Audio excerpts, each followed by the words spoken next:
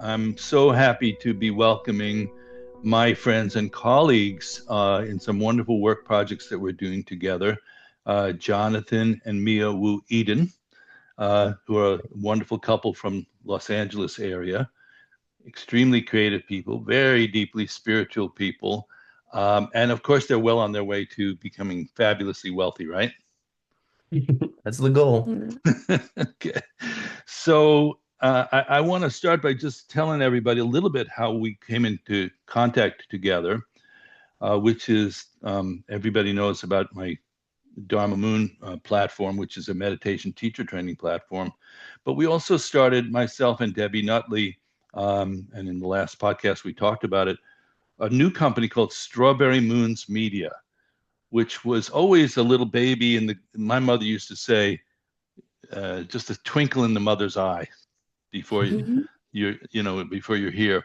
And it was the idea of taking a creative company and doing media that was kind of synchronized to the mindfulness and compassionate traditions coming from the wisdom traditions all over the world, and in particularly the Buddhist tradition. So yeah, we started three channels of for kids, which is Debbie Nutley's specialty, and featuring Penguin and Ruby, her mindful, compassionate young penguins, and a mindful living platform, which is for repurposing content and making it kind of very accessible to people about how to practice meditation and how to include that in your everyday life, way of being. And then the third platform was called Meditainment, which is kind of like, the attempt to create a spiritual Warner Brothers, as we talked about it the last time. So we began to feel that animation was going to be an important element in how we presented this to people. And Debbie Nutley, who's a very enterprising person, reached out through different schools and different bulletin boards, and somehow miraculously, and I really mean that this way, found Jonathan, who is a wonderful animator, and has also quite a strong track record working with projects like South Park and other projects that he'll tell you more about. Uh, and somehow we all clicked together, and then we started working on some animation projects for Strawberry Moons Media. And then along that road, Mia dropped in from the next room, really, and just popped in. And it turned out she's a choreographer and a movement specialist. And we began to work together on that element of the Strawberry Moons Media, where we needed people to move, or we needed them to, create expression through movement. So, and now a year later, um, we have had a wonderful run, everybody, of working together and getting to know each other and being creative together, and have created these projects that you can now see on Strawberry Moons Media, and much more to come. So thank you, Jonathan. Thank you, Mia, for joining me on the Creativity, Spirituality, Making It Buck podcast. Thank you for having us. Yeah. So maybe just each of you could take a minute, just give a little background for the folks out there. How did you get into what you're doing? Where are you from? And how did you end up in this particular way of working in the world, and creating this kind of livelihood and creative expression for yourselves? So either one go first is fine. Sure. Yeah. I come from Rhode Island originally on the East Coast. And ever since I was a kid, I loved animation, Disney films, cartoons, whatnot. And my mom really supported my artistic nature and wanting to draw all the time. And then I uh, wasn't sure really what I wanted to do for college, so I toured so many different places. And animation was kind of there, but is it really the right path for me? And then I took a tour of CalArts in Valencia, California, and it was an amazing experience. And I'm like, this is the place I want to go.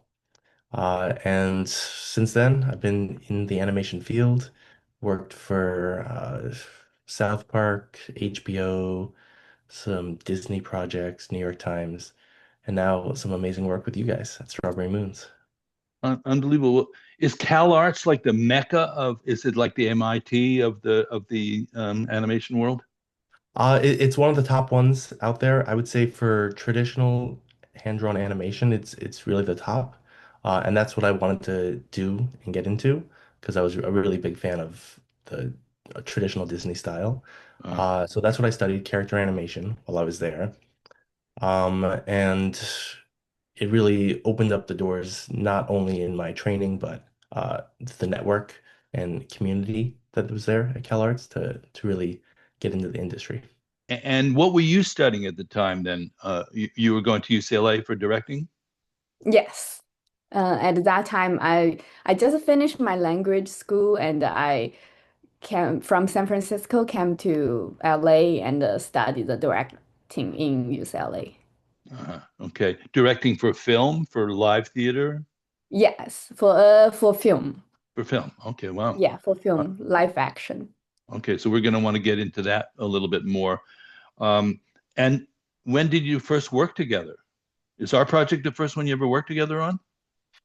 Ah, Uh, let's see. For a real collaboration, I would say, yeah, we've done things helping each other out a little bit, but this is the first one yeah, that really put our two talents together. Great. yes. And we all think there's a future in Definitely. that's going to be something we'll all be able to cook up together. And Mia, where were you raised and born? I born in a small town in it called Anhui Province, Tongling City, and it's but I grew up in Wuhan, Oh, which Wuhan. the COVID start. Famous Yeah, for the wrong thing, right? I Yes. know Yes. it's a little bit sad because of my hometown, like Oh, yeah. everyone know because of COVID. Right. Wow. What's it Yeah, but like otherwise? it's Is it a big city, Wuhan? yeah, Wuhan is a very big city. It's like for me, I feel like a Chicago, Oh, okay. like the style. Okay. Yeah. So the first project that we worked on together was with Debbie Nutley's Penguin Ruby characters, right? Isn't that the first that we did Hmm. together? Yep. And Yes. maybe let's explain a little bit about that project. She has a couple of wonderful children's books that feature these penguin characters named Penguin and Ruby.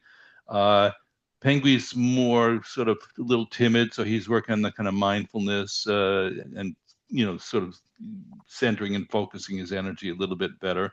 And Ruby's got the kind of emotional energy. And one project that we did was the Jiggly Wiggly dance, which is where Mia came into the picture. So, can you, Jonathan, you started that project with Debbie. Can you talk a little bit about how that instigated and how it evolved? Yeah. It's amazing working with Debbie's IP. It's like really engaging, entertaining, and super creative. And the characters really just like, come off the page, and it's very easy to animate in that sense. And then the let's see, the thing we had to tackle was how to get a nice dance that translates into animation at a character whose proportions are 2 heads tall, giant head, body like this, and then figure out how to get nice choreography that looks good in the character, but that can also be replicated by kids watching it and easy enough for them to understand. And that's where Mia came in and really brought it to life. Yeah. And at So first you did it with your own body, right? You made a yeah. video of you doing the dance, right? Yes, I'm doing the dance. It's because the first thing when he asked me, it's like I'm thinking I was professional dancer before and I Uh-huh. study um musical drama. Is that called? Yeah. Sure, yeah. Yes. So I was studying music drama when I was in middle school and high school, like 6 years. So at that time, I'm thinking, oh, I cannot make it too complicated if for kids.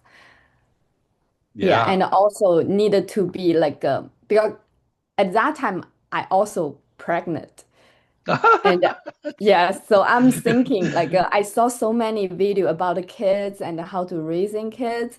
So at that time, my mind's already like connected with this storybook to thinking, oh, if my own kids watching it, like to be fun, how I creative, simple, and also fun to Right. watch. Simple and fun. And we proved that intriguingly last year. Debbie came along. We have a meditation company in Japan called True Nature. And oddly, I've been to Japan 26 times, and we Wow. have a whole community there. I'm going there in 2 weeks. We have a whole community there that's practicing meditation and these things. So while we were doing a course, one of the women's kids was in the waiting room, in the sitting room area, and was getting very bored. And but she wanted to come in and take the class, and we put it up on the YouTube, the Jiggly Wiggly dance, and this little Japanese kid who was probably 3, 4 years old kept hitting play over and over and over again, and it kept him That's completely amazing. entertained Yeah. for the whole time we were in there having the class. So no doubt kids can tune into this. So then you did it with your body first, and then there were some sketches, right, Jonathan? What's your process like? I think people are fascinated by animation. I know I am. Yeah, with this, it was a lot of hand-drawn animation, key pose to key pose. So I used Ooh, key pose her. to key pose. Yes, yeah. Wow. So Okay, that's there's different ways to do animation. okay. Um, One technique is straight ahead, where you're drawing one frame, then the next frame, then the next frame. It leads to some really fluid animations. The best examples would be using it for like effects animation if you want to have fire really billowing and going crazy. Yeah. And then there's tweening, which kind of lets the computer take it from one section to the next section, Wow. which saves a lot of time, but can look robotic in moments. So you go back in and you tweak it and make it look nice. And then there's the pose to pose, which is the more traditional style that you'll see in like anything hand drawn in the past, from Disney films to anime, all that, where you're drawing the one main pose, then the next pose, and then you do an in between in the middle, and then you kind of work your way from those key moments to fill out the rest. So when you And say then, hand drawn, are you drawing on paper or on the computer? so I'm drawing it on a tablet in the computer. Okay. So hand drawn in the sense that I'm moving my hand around, but most things are a lot easier if done digitally. I gotcha. Yeah. It's I think this process, the word you just used, tweening, is a very Buddhist idea. What happens Mhm. in between? And some people have even translated the word bardo, like the states that we don't pay attention to are what's between one thing and the next thing, so that there's a process. You have the person here, and now they're going to end up here doing this, right? How did they get there? And the computer helps with that. Is there a software that helps with that? Depending on which specific programs you're using and the way you set it up, they can really help a lot in certain situations, and then in other ones, they don't help at all. Uh, for the Wow. Jiggly Wiggly dance, because there was so much movement, um, I had to draw a lot of it by hand because, the character being in extreme poses is harder for the computer to calculate, as Hmm. opposed to if it's really just moving the body from here to here, that's easy. But if they're Hmm. spinning around, that requires a whole Yeah. different system. For most people like myself, it borders on magic, because, and also as we work together, so you work with Debbie on the for kids stuff, the Penguin Ruby stuff, and that is kind of was how we launched. Then we started to talk about this other project that I'm doing, which is created what I call the world's first, I just called it that, animated bluegrass Buddhist musical. And I guess I'm going to get calls, or it'll go to Reddit and say, I wrote an animated bluegrass Buddhist musical. but it's obviously a very unique combination of factors. And it started off, it's called Zach Mooney's Dream. And it started off just, who knows where creative ideas come from. And I was going to do it as a live theater piece originally. And then when the pandemic hit, I thought, oh boy, that's going to be hard to do. And I then thought of the idea of doing it animation. And then 2 or 3 years later, you two miraculously appeared, and we were able to execute the beginning and now middle stages of executing that project. So it's based loosely on the story of the Buddha, who is Shakyamuni. So Zach Mooney is kind of a play on that. And it's just like, what happened if that happened now? Well, he would have been born in Kentucky in an affluent family that was sort of situated to be, he was going to maybe be a senator or maybe even the vice president. And he was going to go into the family law firm, and he was going to marry his sweetheart and have a kid. And then he was just going to experience, as the Buddha did, the reality of old age, sickness, and death, which happens when his beloved Aunt Suji dies. And he is shaken to his core, and then has to go out and find out what's really true for him. So it's both the story of the Buddha, but it's also a sort of parable for our times of anybody who is trying to find their own way in the world after they are raised by their family to be that. So we had a scene in which Zach comes home after his aunt dies, and he just is just disheartened and broken and doesn't know how to recover from this. And he tells his lovely young wife, "It's not you, it's me. I got to go find out some things about who I really am in this world." And so that's a kind of, interesting story to tell, but that is the true story about what happened with the Buddha. So we did it that way. And you did a very creative job, and Miya did some movement things in that, some theatrical movement things in that. And then we moved on to a very seminal part of the story in which he meets his teacher, who happens to be Chinese in this case, in New York. And in sharing that, I was very concerned because I have I've had many teachers, but I have a Chinese Tai Chi teacher in New York. And the movement is so fine and so precise, and most people could not simulate it. And then Miya says, "Well, my grandmother in China was a Tai Chi master." And I just go, "Well, and then she did a perfect and flawless job of simulating the movements." So that kind of really made my day. So can you tell us a little bit about your grandma? Is that possible? Yes. My grandma. Actually, I want to talk about the thing. It's last year she passed away. Oh, Yeah, sorry. Yeah. it's a she is 92 years old at that time. So for us it's a pretty good. And when she passed away, it's also very smooth. And she believed in Buddha almost 40 years since when she around 50, and she's a vegetarian because of a Buddha.